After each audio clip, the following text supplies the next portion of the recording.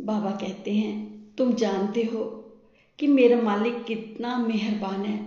तुम लोगों के दुख दर्द दूर करने के लिए तो मुझे इस धरती पर भेजा।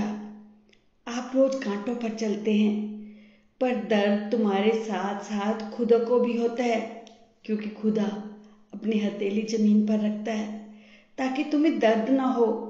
तुम रोज भगवान की हथेली पर चलते हो और वो तुम्हारे लिए तड़पता है। देखो भगवान कितना मेहरबान है, वो आपके लिए सब कुछ सहने को तैयार है। वो चाहता है कि उसके बच्चे खुश रहें। मेरे बच्चे, तुम खुश नसीब हो। तुम क्यों हर वक्त अपने दुखों को याद करके अपने आप को दुखी करते हो? तुम तो बहुत भाग्यशाली हो। इन दुखों के कारण तुम करीब आ रहे हो मालिक के, और मालिक को याद करते हो।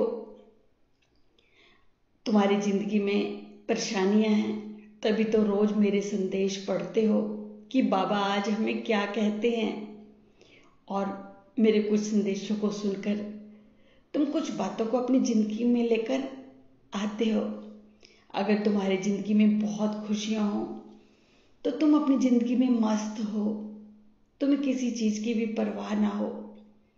इन दुखों के कारण तुम अध्यात्म की ओर बढ़ रहे हो।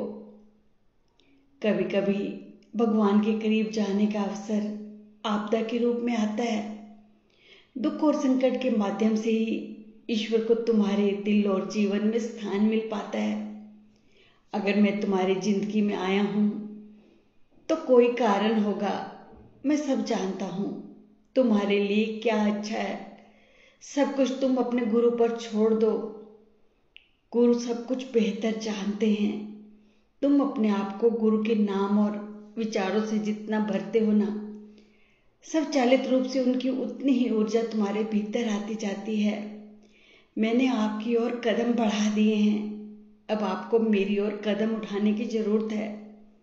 अब बेकार की बातों में अपना समय बर्बाद मत करो। हर किसी से अपने दुखों के बारे में बात मत करो और अपने इस तुच्छ अहंकार को मिटाने का प्रयास करो।